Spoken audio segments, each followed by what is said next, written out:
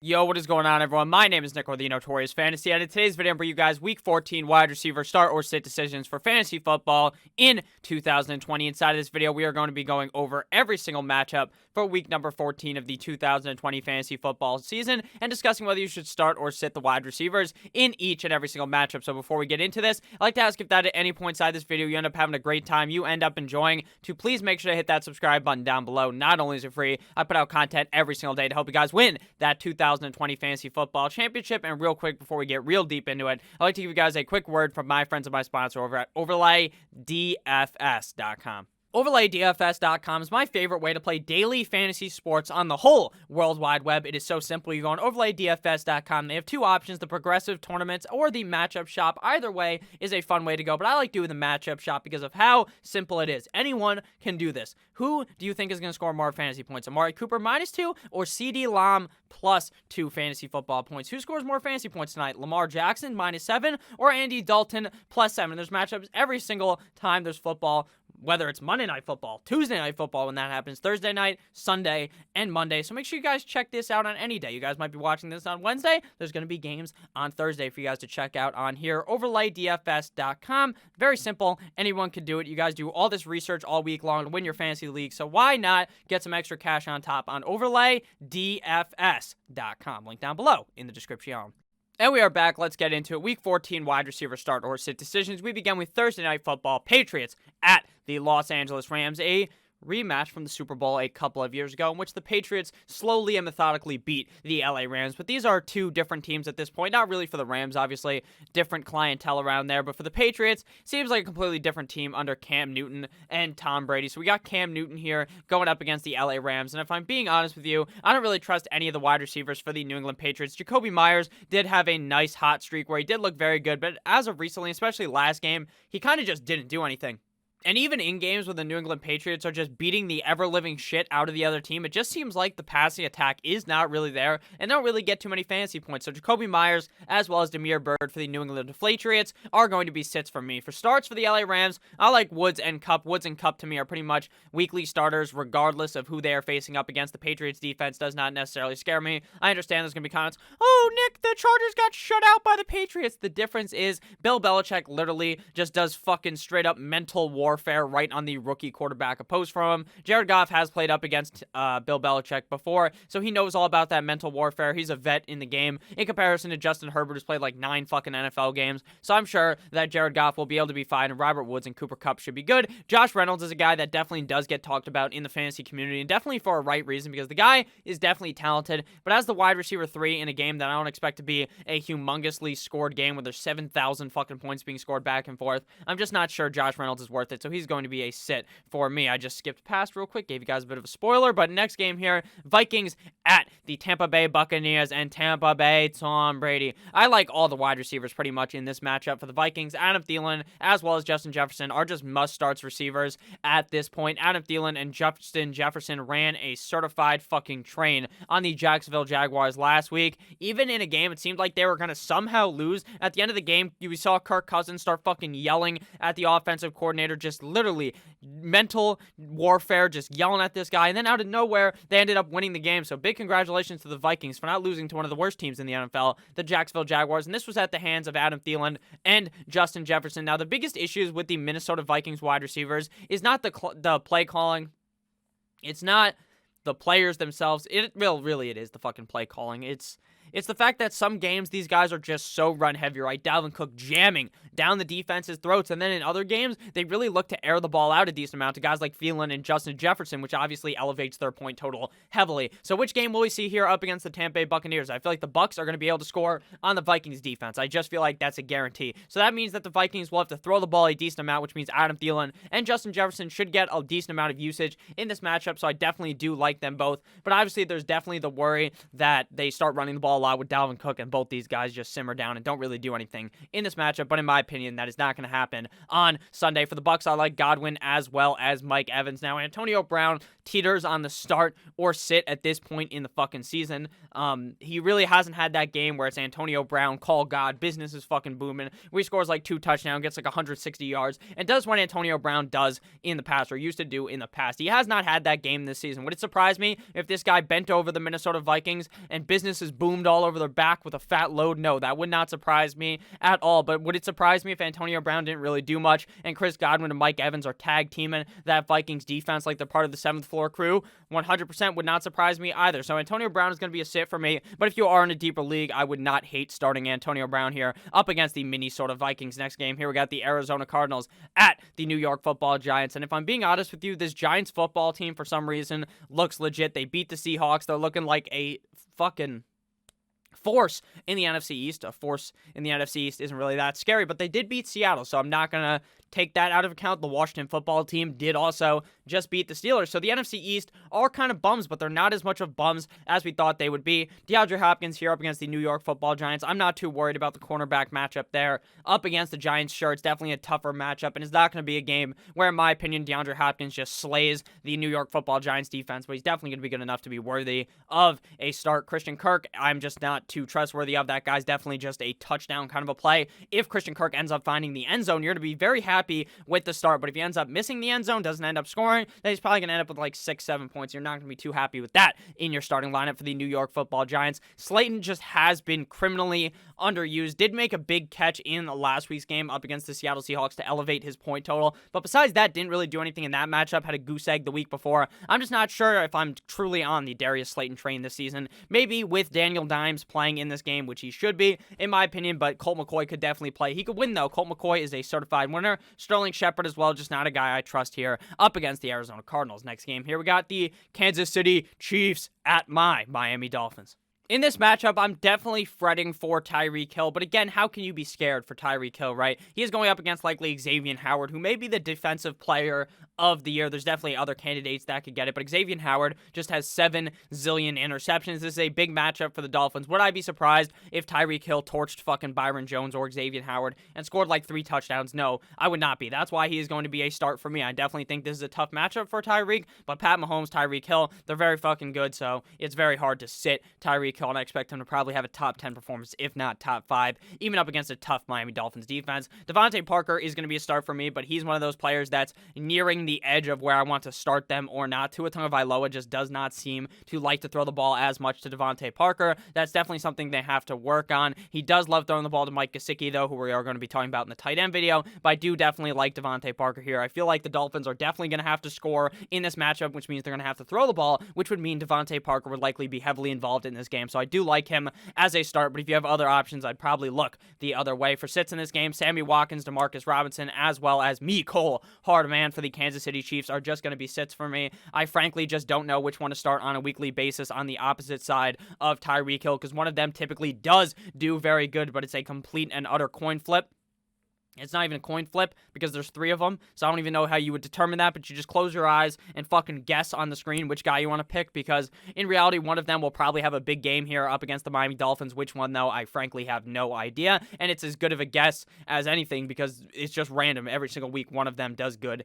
And sometimes none of them do good because Travis Kelce just completely spikes the shit out of the defense. Jakeem Grant is going to be a sit for me. I just don't feel confident enough starting Jakeem Grant at this point in the season, especially with Tua Tagovailoa under center, who doesn't love to air the ball out to guys like Jakeem Grant. He'd rather just dump it off to a guy like Gesicki or maybe his running back. Next game here, we got the Les Titans at the Jacksonville Jaguars. This is going to be a murder by the hands of Derrick Henry. But with that said, A.J. Brown as well as Corey Davis have looked magnifique as of recently. Corey Davis scored like 30 plus PPR points last week in that game. It was fucking unreal up against the Cleveland Browns. They were getting smacked up by the Cleveland Browns. The Cleveland Browns look like a legitimate force to be reckoned with, and it was crazy. Corey Davis still scored a zillion points. AJ Brown still looked good in that game, even though he got banged up early, did end up returning and playing well. This is the Jaguars we're talking about, though. This should be a too easy matchup for the Titans wide receivers, so I like them here up against the Jacksonville Jaguars. For the Jaguars, DJ Chark could definitely have a good game, but at this point in the season, he has not been consistent. Which stinks because DJ Chark, baby Chark, my guy, is one of those players that I genuinely really did like coming into the season. I feel like he got cucked by the fact that Gardner Minshew got pulled and now it's been Glennon Aneta at the quarterback position. But I still think DJ Chark is fine, but I just don't really see too much safety in starting DJ Chark. I feel like he's either going to mollywop the fuck out of the Titans defense or just do nothing. So in that kind of a situation, typically I am just going to sit them unless I'm in like a must-win matchup, where in that case, I'm just firing all these firework rocket ship plays that could help me win the game, even though if they're not that trustworthy. Keelan Cole as well as Laviska Shenault are going to be sits for me. The Jaguars, they scored their first touchdown in that game. I think it was the first one. It bounced off someone's hands. I don't remember who it was. Fucking flew like up into the air and just landed in Laviska's hands. It was probably the craziest catch I've ever seen. Not because it was like a skilled catch or something, but because it bounced that far. Went like 20 yards back and he just caught it wide open in the end zone. It was hilarious, but that's not enough for me to want to start him up against the Les Titans this week. Next game, here we got the Dallas Cowboys at the Cincinnati Bengals. So if you guys have ended up enjoying this video thus far, please make sure that you guys hit that subscribe button down below. And if you are not new, please make sure you hit that like button. It really helps me out a whole lot. I hope you guys have been enjoying these videos. Even though the season's coming to a close, I make as much content as possible to really help you guys eat those W's like your name was famous Jameis Winston. So here in the Dallas Cowboys game, I like Amari Cooper. Now we will see how Amari Cooper fares tonight up against the Baltimore Ravens. As I'm recording this, I have no idea what happens. Cooper could go balls deep in the Ravens. He could play shit, but it really wouldn't necessarily affect my opinion here up against the Cincinnati Bengals. The Bengals defense, or the Bengals offensive line, frankly, sucks cock. The Bengals defense, not that good. They played all right up against Tua Tagovailoa, but at the end of the day, they kind of folded when it was important. I feel like Amari Cooper should be able to get after it in this matchup, so I like him here up against the Cincinnati Bengals. Tyler, Boyd will be a start for me. Obviously, he got into a fight later in that game to get him ejected. That was not really ejectable worthy, if I'm being completely honest with you. As a Dolphins fan, I didn't think Boyd should have been ejected. I think Xavier Howard was the guy who got into the skirmish with Tyler Boyd. I didn't think he should be ejected either. They said that there was punches thrown. It was more of like a fucking little shove. I don't know. The NFL officiating is just straight up bad news bears, and it took them 5 fucking minutes to figure that out. No, actually, they figured that out fast. And then there was another fight later in the game. It was a dirty game up against the Bengals. I feel like the Bengals players were being a little bit of schmucks, but then again, that's from a Dolphins lens for me, so maybe I was wrong. Maybe the Dolphins players were doing something too, but that hit on Jakeem, I believe it was, that's just fucking uncalled for by the Cincinnati Bengals. Tyler Boyd and T. Higgins are to be starts here up against the bum-ass Cowboys defense, regardless of if Brandon Allen is good to go or not. Ryan Finley is fine as a quarterback as well. CeeDee Lamb is going to be a sit for me in this game for the Dallas Cowboys, as well as Michael Gallup, because frankly, I don't really trust any of them with Andy Dalton besides Amari Cooper. Next game, here we got the Houston Texans at the Chicago Bears. I like Allen Robinson in this matchup, even with kissing titties Trubisky. It didn't seem to matter at all. Allen Robinson is still going to score 7 zillion fucking points, and up against the Houston Texans defense that they can bang like a fucking drum. I believe Allen Robinson will be able to put up a big point total here this week up against the Houston Texans. Brandon Cooks definitely took a shit right on your chest and signed BC on it, and that's not British Columbia. That's Brandon Cooks. Buddy fucking stamped his logo right on you after he fucked you in the ass. I told you guys to start him, and I apologize. I thought he would have a much better game. Didn't screw you over, though. Completely just didn't have the game I thought he would. But y'all know who did have the game. Kiki, do you love me? Kiki Cootie, wide receiver of the Houston Texans. This is a guy that I legitimately have so many feelings for fantasy football. I fucking love this man. All of last season, I talked this motherfucker up. Then he gets hurt, does nothing, right? This year, I didn't talk him up at all because I was like, you know what? He's stuck behind Fuller and Brandon Cooks. But now that Will Fuller decided to do some of those PEDs, Kiki Cootie, Kiki, do you love me? Is in for a big matchup here up against the Chicago Bears. Now, he's not definitely a top 10 option. I definitely prefer to start Brandon Cooks over him, but I would not be surprised if he had a good game here, considering I feel like Houston is going to be crawling back into this one, having to air the ball out a decent amount for the Bears. Darnell, here comes the Monet, as well as Anthony Miller are going to be sits for me. It really feels like the Bears can only have one solid fucking wide receiver on their team. They can't afford to have a guy like Monet or Anthony Miller. Now, they're definitely good players, but they just don't get enough looks in this offense under Mr. Matt Nagy. Next game, here we got the Broncos at the Carolina Panthers, and man, oh man, is this sad. Curtis Samuel as well as DJ Moore are on the COVID IR down the stretch when you're trying to get into the playoffs or you're already in the playoffs. DJ Moore, a guy that actually hasn't been all that shit as of recently, going to be missing for you, and Curtis Samuel, a guy who would have probably really much stepped up, very much so stepped up with DJ Moore out, also has corona, so obviously that fucking sucks. Robbie Anderson, though, really the only wide receiver now on the team, definitely going to be a locked and loaded go for me up against the Denver Broncos. Jerry Jeudy has been completely and utterly cucked by a guy named Tim fucking Patrick. Timmy Two Tugs last week up against the Kansas City Chiefs. So I think Tim Patrick could be in for a big matchup here up against the Carolina Panthers. I wouldn't be opposed to starting Jerry Jeudy, but it seems like Patrick is the number one target on this team over Jerry Jeudy, which is very surprising considering the talent Jerry Jeudy showed in college and obviously the draft capital they invested in him this season going into the draft. Next game, here we got the New York Football Jets at the Seattle Seahawks. Now, we're reluctantly, I think that's the word, tell you to start Jamison Crowder in this matchup. Why is that? That's because the Seahawks defense fucking sucks. We saw them get beat by Colt fucking McCoy. Colt McCoy beat them. The Seahawks looked deflated like a football in New England when they were going up against the Indianapolis Colts. They frankly did last week. Russell Wilson was not cooking at all. Remy from Ratatouille was not in his hat or in his helmet trying to show him how to cook it up. It just frankly did not work. It was too cold to be cooking. Maybe, I don't know what the fuck it was, but Russell Wilson looked like dick in that game, frankly. He should have been able to hit the Seattle Seahawks with the walls of Jericho, hit him with the 619 Rey Mysterio, but they didn't do any of that. They frankly just got butt-fucked in that game, and it was not a fine sight to watch. To be honest, maybe for Giants fans it was. I'm not a Giants fan. I bet on the Seattle Seahawks, and I cried a little. Not really, but it did make me a bit sad because I had no idea how the Seattle Seahawks could even fucking lose that matchup. DK Metcalf and Tyler Lockett are going to be starts for me, though, here in this game up against the Seattle Seahawks, or up against the New York Football Jets. The Jets' defense just sucks cock, so there's literally no way Russell Wilson doesn't cook it up in this matchup. Jamison Crowder, again, I'm definitely reluctant to tell you to start him, but I do think he should be fine. Up against a not-so-hot Seahawks defense, he did look good last week up against the Las Vegas Raiders. Denzel Mims as well as Rashad Perriman definitely could be worthy of starts, but it's kind of a coin flip between the two, and it's also a coin flip that the offense even does anything, that Jamison Crowder, Denzel Mims, or Rashad Perriman even are able to get it done on a weekly basis. David Moore had an off game last week, was on the week before, so maybe this is the every other week David Moore touchdown game, but again, I'm not trying to bet on that when you're guessing on a touchdown next game. Here we got the Indianapolis Colts at the Las Vegas Raiders. The Indianapolis Colts, T.Y. Hilton has lit it up 2 games in a row.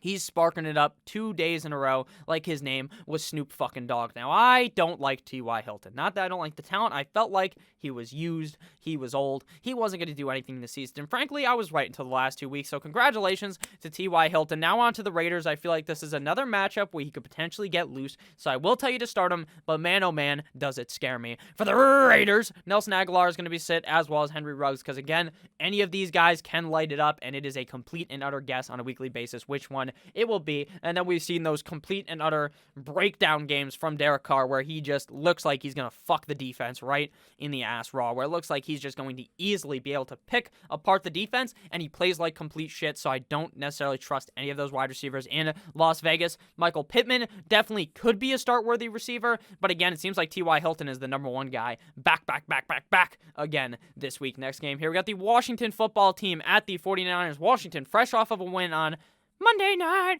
football, or Monday evening football. The 49ers fresh off of a fat L.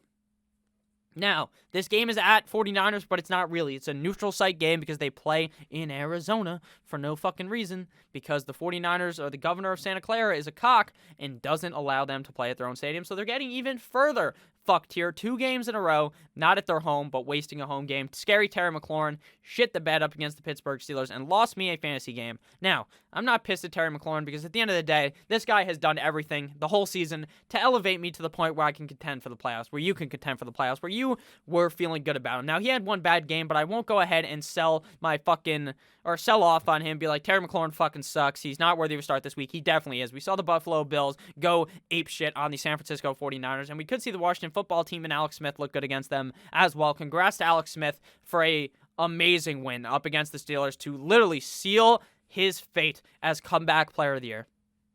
Now, I completely understand why people would say Big Ben should get it, but in my opinion, I think that the way the NFL works, he wins because this motherfucker literally almost lost his leg, and then he has been winning games for the Washington football team. It's honestly amazing. Big props to Alex Smith. Deebo Samuel as well as Brandon Ayuk are going to be starts in this matchup. Ayuk has been unreal this season when healthy. Did have corona, came back off the Rona last week, balled out against the Bills. Deebo Samuel did nothing in that game. And then at the end of the game, I don't know, what was that? Flint hit the fucking steel or something, and a fire was lit below Nick Mullins that realized, holy shit, I need to throw the ball to Deebo Samuel. Deebo Samuel ended with a fine game. Here up against the Washington football team, I do think both of these 49ers receivers will be useful. Cam Sims as well as Steven Sims heavily used last week. What the fuck was that? They just didn't use Terry McLaurin, but it's okay. I think Terry McLaurin is back on the saddle and plays well this week up against the 49ers. Next game here, the Saints at the Philadelphia Eagles, but it's the remix. No Carson Wentz, it's Jalen Hurts. So, does this help the Eagles? Does it hurt the Eagles? I think it helps them. How much? I don't know, because it doesn't seem like Doug Peterson under fucking stands his wide receivers in Philadelphia. Rager, Fulgham, Ward. Nelson Aguilar. No, not Nelson Aguilar. The other fucking guy. Fuck, I forgot his name. He's been so useless recently. He literally hasn't done anything. His name is John Cena. Let me think.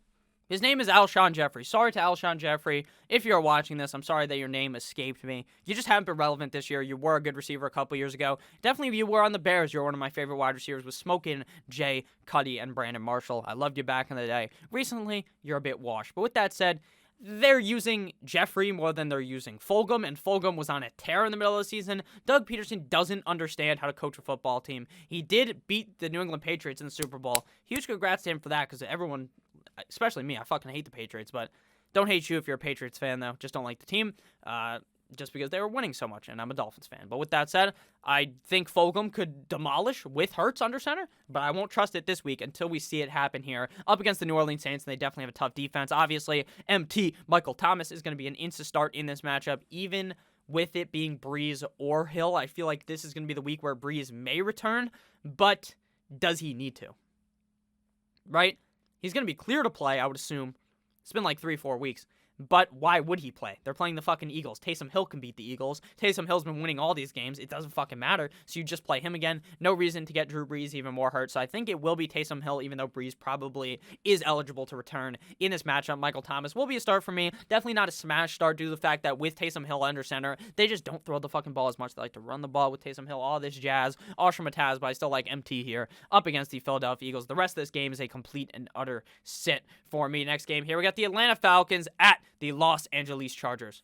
Boy, was I smoking that fucking Herbert pack on Sunday afternoon after everyone talks this motherfucker up and he doesn't do anything against the Chargers or up against the Patriots. Now, not all his fault, but if you don't score any points, to me, that's on the quarterback as well. The Chargers looked deflated up against the Patriots, which is funny, but they looked bad. They looked like they couldn't do anything. Will they bounce back against the Falcons? I would have to say so. You have to. That wasn't the Patriots of the past, though. They should have been able to score on the Patriots, but they just weren't. Up against the Falcons, I expect them to be able to score, so I do like Keenan Allen in this matchup for a humongous bounce-back game for Justin Herbert and friends in L.A. Calvin Ridley as well as Julio Jones are going to be starts for me. They just are every single week. Matt Ryan going up against a bad defense. This screams a zillion points from both sides. Ridley and Jones light it up here on Sunday afternoon. Russell Gage is going to be a sit for me. Just feels like he randomly scores every couple of weeks, randomly does something, but if you're trying to trust on it, you really just can't. Mike Williams, this guy also, he's just a fucking coin flip, which sucks because he's a really good player. Some games he gets really heavily targeted. Other games he's just fucking a ghost like what Sam Darnold sees when he plays up against the Patriots. So I really just don't understand it. Next game here, we got the Packers at the Detroit Lions. And in this one, I like Devontae Adams. Devontae Adams obviously is must start at this point in the season, especially up against a bum-ass Detroit team. Marvin Jones, Kenny Galladay is probably going to fucking miss again. Probably going to make me blow my fucking brains out. Sucks. Really sucks. Kenny Galladay is a guy I really talked up in the offseason. If you guys watched my videos back then, most of you guys probably didn't because there's like 7,000 new motherfuckers watching these videos that weren't back then. So obviously you probably didn't. But I really talked about Kenny Galladay. I really liked him, was really good last year. The injuries have completely just sunken the goddamn battleship on Kenny Galladay. Marvin Jones, though, has been spotty. Up against the Packers, I feel like he should do well, though, so I'll list him as a start. Alan Lazard and MVS, definitely a coin flip between those two. Which one does good? I mean, Lazard would be my lean, personally, but I would probably just rather sit both, and Danny Amendola is going to be a sit for me for the Detroit Lions. Next game here, we got the Steelers at the Buffalo Bills, one team who lost on Monday, another team who won on Monday. I like a lot of the wide receivers in this game. Deontay Johnson is going to be must start at this situation in the season. Just is. The Steelers wide receiver, for some reason, Deontay Johnson can't catch, though. Imagine how good he would be. I think Mike Lou tweeted out, Mikey Lou, of the BDG, if you guys watch BDG, he fucking talks about it on Twitter. He was like, imagine how fucking good this guy, Deontay Johnson, would be if he could catch. And it's crazy. I was thinking the same thing. This motherfucker just drops like wide open balls. It hits him in the fucking hand. It makes no sense. And then other plays, he'll just look like Randy fucking Moss or something. Just imagine if he was always locked in. It's like something happens in his fucking brain where he has to do some mental gymnastics to move his hands to correctly grip the fucking football or something. But up against the Buffalo Bills, I expect this one to be a shootout. The Steelers are going to be mad. And Deontay Johnson's going to play good. Chase Claypool as well. Should have a bounce back game here. Juju Smith-Schuster, though. Is he start worthy again? I don't think so. He kind of seems to disappear in a majority of games, so he's going to be a sit. For the Bills, Cole Beasley has been lighting it up. The mullet man, Cole Beasley. I like him here up against the Steelers. Same thing goes with Stephon Diggs. Next game here, we got the Ravens at the Browns. And who would have thunk at this point in the season the Browns have a better record than the Ravens? Who would have thought that? Not I. Not I. The Ravens are in must-win category. They're in must-win tonight up against the Dallas Cowboys. They're in must-win here up against the Browns to make the playoffs. They really are, and I am scared. As a Dolphins fan, I'm not scared of the Ravens. I want to play the Ravens in the playoffs. Personally, I think the Ravens are fucking fraudulent. They're bad. But I'm scared for the Ravens, how they must be feeling now. Going up against Dallas, you should easily be able to super soak them. But up against the Browns, who knows? Who really knows? So Jarvis Landry is going to be a start for me. Jarvis Landry has been locked and loaded the last couple of weeks, playing very well. So he's worthy of a start for me. The rest of the Browns, Rashad Higgins, all those other guys, they're definitely good players. Certainly. But I'm not sure which one you're going to want to depend on. Baker did look very good last week up against the Tennessee Titans. Hollywood Brown, I assume, may be able to smash the Dallas Cowboys, but I won't trust him up against the Browns. Dez Bryant is a fucking bum. Next game here, we got... That was it. That was it. I honestly didn't even know this was Monday Night Football. So the Ravens get 3 primetime games in a row? What? That's so weird. They played the Thanksgiving game that was moved to Wednesday. Then they play this Tuesday. Then they play next Monday. Is that a little weird? I don't know. That seems weird to me. Does it seem weird to anyone else? Let me know down below in the comments. I love you all. Thank you guys all so much for watching this video. If you guys did end up enjoying, please make sure to check out overlaydfs.com. Link down below in the description. I love each and every single one of you beautiful bastards, and I'll see you guys tomorrow or potentially later with another banger of a video. I love you all. Have a great rest of your guys' day. As always, good boy.